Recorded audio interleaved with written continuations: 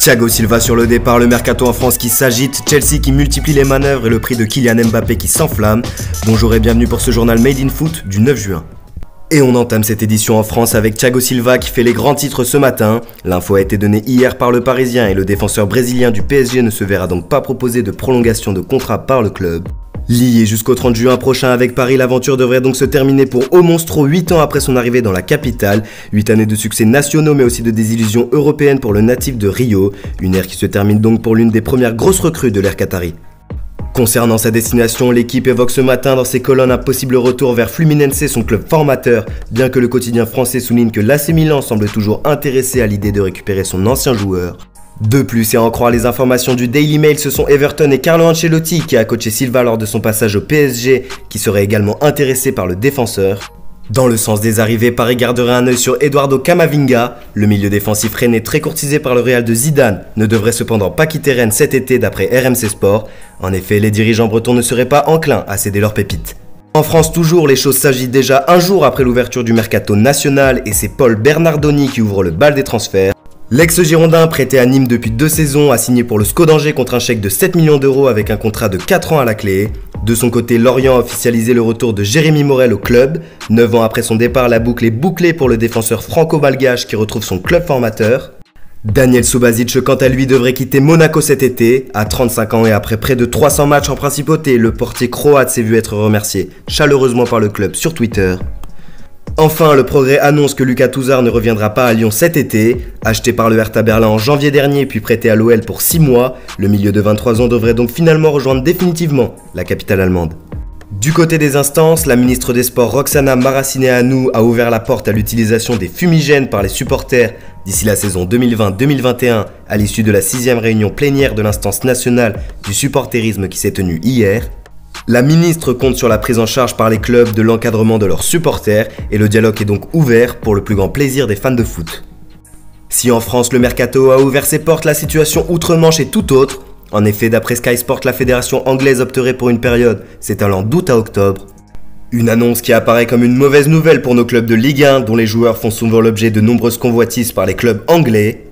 Mais ce matin, ce n'est pas un joueur de Ligue 1 qui fait parler au royaume, mais bel et bien la jeune pépite du Bayer Leverkusen, Kai Havertz. En effet, Chelsea continue de s'activer sur le marché et ciblerait le milieu offensif allemand dont le prix est fixé à 75 millions de livres.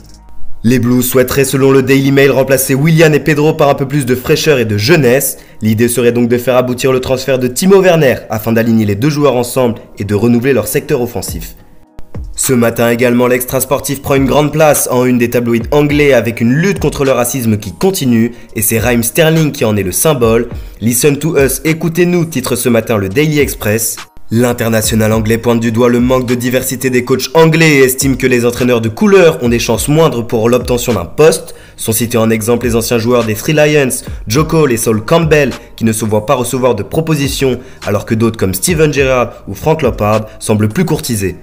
On file maintenant du côté de l'Italie où les dates de mercato estival et hivernal sont tombées. Les périodes de transfert se tiendront donc du 1er septembre au 5 octobre puis du 4 au 31 janvier a annoncé la fédération. De quoi entretenir les rumeurs transferts et Tuttosport évoque ce matin un jeu de 8 entre la Juve et la Roma qui pourrait s'échanger plusieurs joueurs.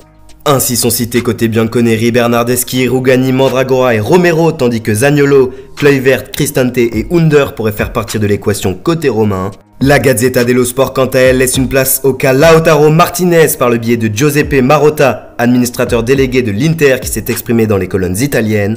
Selon ses dires, aucune volonté de la part du club de vendre l'Argentin. Cependant, Marotta a laissé entendre qu'il ne pourrait pas retenir son joueur si un club était décidé à payer sa clause libératoire qui s'élève à 111 millions d'euros. De son côté, le Corriere dello Sport évoque les solutions du président de la fédération italienne de football Gabriele Gravina en cas de nouvel arrêt du championnat. Un champ de bataille, titre le quotidien, dans lequel la proposition d'un algorithme pour déterminer les places européennes a été émise par Gravina, qui n'exclut cependant pas la possibilité de jouer des playoffs pour clore la saison. Enfin, le journal italien se réjouit du mois de juin chargé qui attend le football européen. 3 mois après l'arrêt des championnats, c'est un grand festin qui attend l'Europe avec la reprise du Calcio, de la Premier League et de la Liga. En Espagne justement, le quotidien AS évoque le rapport publié ce mois-ci par le CIES, l'Observatoire du football. Le journal madrilène laisse place en une à Kylian Mbappé, dont le prix s'enflamme.